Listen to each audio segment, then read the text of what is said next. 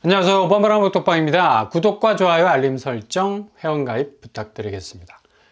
6월달은 5만 가구 신규 분양이 쏟아지게 되는데 이렇게 많은 분량이 쏟아져도 영양가가 일단 없죠. 대체로 분양가는 거의 고공비행해서 고도를 낮출 생각 안 합니다. 오늘 입주자 모집 공고를 낸 강변역 센트럴 아이파크, 여기는 한영연립 가로주택 정비사업으로 나온 곳인데 규모가 가로주택 정비사업이니까 그만큼 작다는 얘기죠. 근데 분양가 쫙 펼쳐보면 장난이 아닙니다. 국평이 12억에 떴어요. 이거 무슨 연립주택 가로정비사업으로 나온 곳이 이렇게까지 분양가를 밀어올릴 이유가 있겠습니까? 이거 다 분상제 폐지한 비강남권 아파트라는 틈새를 시행사가 그냥 그대로 찔러 넣은 거라 볼 수가 있죠. 일단 입지는 구의역과 강변역 두 개의 역을 끼고 있어서 상당히 입지는 나이스한 것으로 보이는데, 이 근처에서 작년에 분양했던 롯데캐슬 이스트폴 같은 국평이 14억을 찍었었죠. 12억으로 나와도 거품을 물겠구만. 당시 1년 전에도 14억을 찍었으니 그냥 거의 사람들이 뺑그르르 돌 지경입니다. 근데 뚜껑 열어보니까 여기 거의 경쟁률이 박이 터졌었습니다. 평균 경쟁률이 78대 1을 넘어섰죠. 그냥 사람들이 거의 맹목적으로 파고 들어온 면이 있는데, 당시 74 타입이 244대 1을 찍었어요. 당첨 가점도 어마무시 69점이나 기록을 했었고, 84A가 그래도 평면에선 당연히 선호도가 높았으니까 여기도 112대 1을 찍었었고, 이렇게 터무니없는 고분양가로 나왔음에도 불구하고 구름대처럼 사람들이 이 분양가를 받아줬으니까 온전히 판단은 본인의 몫이겠지만, 그렇다면 과연 지금 주변 시세는 어떨까요? 레미안 프리미어 팰리스 국평이 14억의 시세가 형성이 되어 있습니다. 만약 롯데캐슬 이스트폴이 들어선다 한들 신축으로서의 프리미엄, 아마도 주상복합적인 이미지가 있기 때문에 약간의 갭을 만들 수는 있겠지만 여전히 주변 시세는 그리 세차게 치고 올라가지 못하고 있죠. 특히 구이동 시세는 여기도 거의 거래가 실종 신고를 낼 만큼 죽어 있어요. 그래서 한 달 거래를 찍어봐도 그리 많은 거래 건수가 올라오질 못하지만 대체로 하향 추세로 가고 있고, 그렇게 구이 쪽이 강남과 용산을 물고 있는 입지라는 우회적인 선점성이 있다는 평가를 받았어도 지금 서울 집값이 지표만큼 엄청난 강한 반등으로 뻗어가지 못하고 있습니다. 그래서 대체로 구이동 아파트 시세들은 긴가민가 아주 망설이는 분위기가 쎄한데, 변곡점이 오면 대폭 하락할 수 있을 가능성도 아주 많은 곳이죠. 근데 이번에 나온 한양주택 가로주택 아파트 상당히 확장비 옵션비 합치면 거의 13억에 육박을 할 것 같고요. 겉으로 보기엔 주변 시세 대비 그래도 바로 옆에 있는 이스트폴보다 낮은 분양가라 평가를 받을 수 있겠지만 규모는 좀 작잖아. 그리고 고분양가 맞습니다. 근데 입지를 고려해서 사람들이 몰릴 가능성 있어 보이고요. 최근에 분양했던 서대문 센트럴 아이파크, 똑같은 구의역 센트럴 아이파크하고 같은 브랜드죠. 여기는 서울 분양이었음에도 불구하고 분양 성적이 저조해서 208가구 모집에 1,500명 정도가 지원을 하는 것으로 그쳤습니다. 거의 7대 1 수준이어서 계약률이 엄청나게 흔들릴 가능성 높다는 얘기죠. 같은 서대문에서 공급이 됐던 경희궁자이에 비하면 세 발의 피죠. 당시 경희궁자이는 거의 부동산이 꼭지에 다다랐을 때 분양시장에 나왔던 곳이라서 124대 1을 찍었습니다. 그때 분위기하고는 좀 많은 차이를 보이고 있는 것으로 생각되는 서대문 분양이라고 할 수가 있겠죠. 그러니 서대문 센트럴 아이파크는 아마 무순위로 나올 가능성이 높고, 일단 서울 무순위는 다주택자들이 대부분 집어가기 때문에 1차, 2차 정도로 무순위 물레방아를 돌리면 잔여 물량이 해소가 될 듯 보입니다. 그러니 지금 청약 시장이 왜곡되어 있는 게, 무주택자를 위한 무순위가 아니란 얘기죠. 거의 뭐 고분양가 고점을 절대 포기하지 않는 건설사는 끝까지 고분양가 밀고 가도 이렇게 설거지를 다주택자들이, 특히 서울 잔여 물량은 처리를 해주기 때문에 계속해서 분양가 상승세는 멈출 기미를 보이지 않는 겁니다. 그러니 이번에 구의역 센트럴 아이파크 바로 옆에 이스트폴이 붙어 있고, 뭐 우리는 다중역세권이라는 강점이 있다는 한편으로 가로주택 소규모 단지임에도 불구하고 이렇게 분양가를 밀어 올려서 나온 건데, 한번 뭐 지켜봐야 할 부분이 있다는 거죠. 이렇게 지금 분양시장은 인풋과 아웃풋 명확하게 구분이 되어 있습니다. 분양은 무조건 가격표 높게, 그것도 뭐 최고로 받으려 하는 거고, 이렇게 분양가 높아서 1차 완판이 불발이 되더라도 아웃풋, 테러가 뭐 명확한데 당연히 무순위 돌리면 해소가 된다는 생각이 분명하기 때문에 이런 구도로 가고 있는 겁니다. 그래서 구의역 센트럴 아이파크는 아마도 1차 완판 가능성이 커 보이는 게, 지금 엄청나게 집값 상승론이라는 압박을 가하고 있는 부동산 시장, 이거 되게 왜곡이 되어 있는데 이 분위기 죄다 휘말릴 수 있는 수요들 많거든요. 어떻게 해서든 잡으려는 분위기가 있을 겁니다. 그러니 지금 매매 시장은 하반기를 지나면서 아무리 지금 버팅기기를 하면서 온갖 지표 잡다하게 섞어서 가격에 대한 항변을 한다 해도 변곡점이 너무도 눈에 명확해서 이런 분위기도 곧 썰물처럼 빠져나갈 수 있는 하향세가 본격 시작이 되면 이런 왜곡 현상도 바로 정리가 될 것으로 보인다는 얘기죠.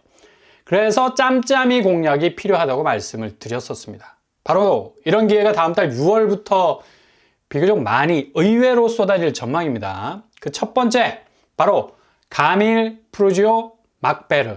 이번에 또 나옵니다. 지난번에도 뭐 사람이 엄청나게 몰렸었죠. 거의 뭐 50만 명에 이르는 사람들 딸랑 두 가구 모집을 했었는데 국평이 5억대, 주변시세 10억이 넘어갑니다. 송파권역과 가까운 생활 입지를 가지고 있어서 이렇게 많은 사람들이 몰린 건데 다시 한번 기회가 찾아오게 된다는 얘기죠. 이번에는 지난번 두 세대보다 한 세대가 더 많은 세 세대 정도 나오게 되고요. 이런 데는 그냥 뭐 자격 조건이 선당 후금, 당첨되고 이후에 취소를 해도 페널티가 없으니까 그대로 고민 없이 한번 체크 차원에서 넣어볼 필요도 있고, 지금 초반에 쭉 소개해드린 분양단지들 분양가 한번 보세요. 같은 구평인데 13억에 육박, 4, 5억 대면 뭐 거의 9억 가까이 주거비용 차이가 나지 않습니까? 1억, 5억이도 정말 힘든 돈인데 가격 차이가 9억이나 난다는 건 뭐 체감이 잘 안 되는 그런 가격 수준이죠. 우리가 뉴스에서나 수백억짜리 집을 귀에 못이 박히도록 들어서 그렇지 억 단위 돈은 뭐 정말 체감적으로 큰 돈이라 할 수가 있겠고요. 지금 같은 뭐 고금리 시대는 더욱 그렇죠. 입지를 봐도 뭐 가밀이 아닌 것은 바로 송파와 옆 동네, 그냥 송파 생활권이기 때문에 여기 아파트 시세는 아마 신축 분양으로 나오면 17억이 훌쩍 넘어갈 것 같죠. 민간 분양으로 나오게 되면 그렇다는 얘기입니다. 그래서 여기 한번 6월에 잘 지켜보시기를 바라고요. 그리고 두 번째는 산성역 자이 프루지오. 여기도 무순위가 몇 번 떴었죠. 한 번은 당해지역, 한 번은 전국구로 나왔었는데 거의 뭐 여기도 경쟁률이 터져나갈 정도로 거의 6만 명 이상이 모여들었습니다. 이번에는 두 세대 정도가 나올 것으로 소식이 전해지는데 여기도 분양가가 초기 분양가 그대로 나올 것으로 예상이 됩니다. 분양가가 5억 정도로 자체 시세는 거의 뭐 9억, 10억에 이르고 있고요. 충분히 시세 범퍼 역할을 할 수 있는 곳이고 자격 조건도 당해에만 해당되는 게 아니라 누구든 청약이 가능한 추첨제라는 사실. 물론 선당 후금도 가능해서 여기도 한번 들여다볼 필요가 있다는 얘기죠. 입지도 뭐 8호선하고 가까운 곳이고요. 일단 서울 접근성이 좋습니다. 성남에서도 송파 접근성이 나오기 때문에 어찌 보면 가밀 프루지오하고 비슷한 근접권 안에 있는 것으로 보일 수도 있고, 지금 여기에서도 분양가가 성남은 거의 뭐 우리는 송파다라는 뭐 인식을 가지고 있어서 재개발 지역에서 나오는 아파트 분양가는 거의 뭐 12억, 14억 사이로 형성이 될 것은 분명한데 5억대로 나온다는 건 앞에서 말씀을 드린 것처럼 거의 9억 정도의 시세 방어력. 그러니까 주거 비용을 아낀다는 건 대출 파일을 줄일 수 있다는 것으로 풀이가 되기 때문에 여기도 체크를 해볼 필요가 있다는 얘기죠.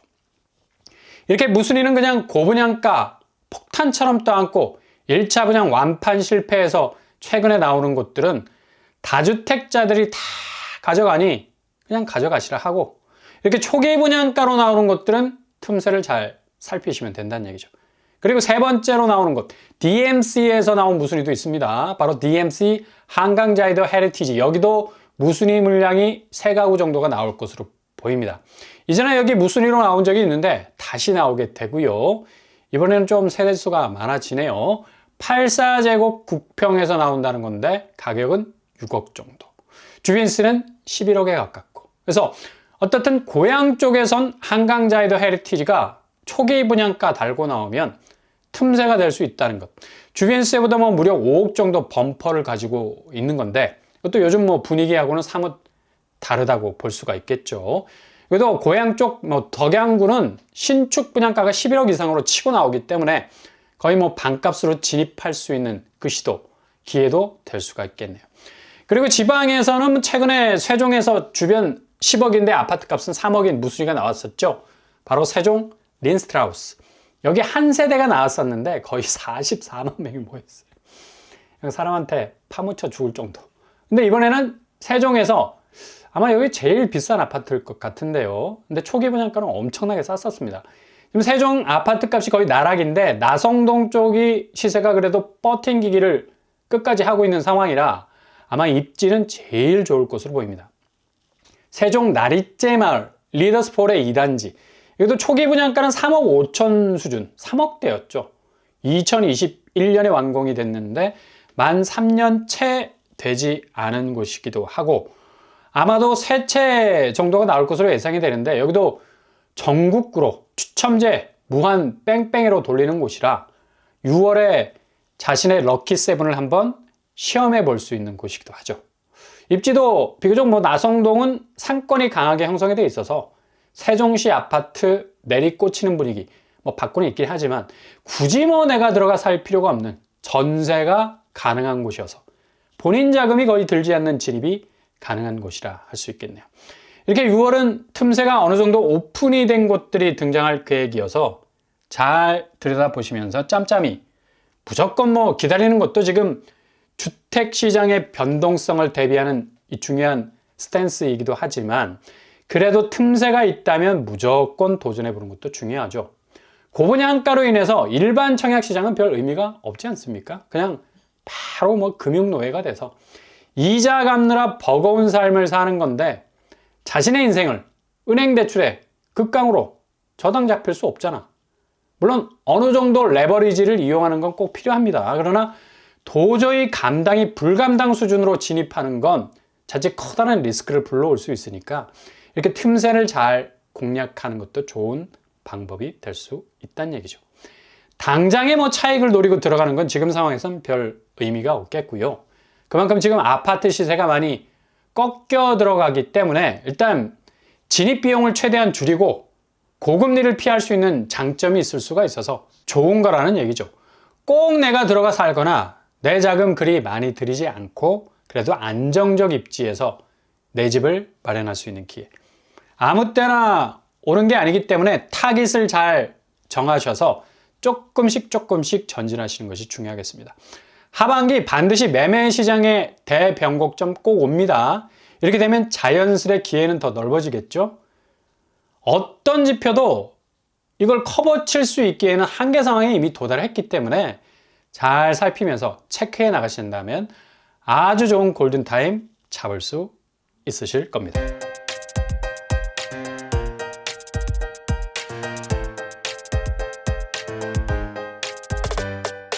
오늘의 부동산 캐릭터처. 요즘 무순위가 대세라 하지만 거의 설거지 수준의 고분양가 떠하는 곳은 그냥 바로바로 손절이죠. 이건 다 다주택자들의 먹잇감이지.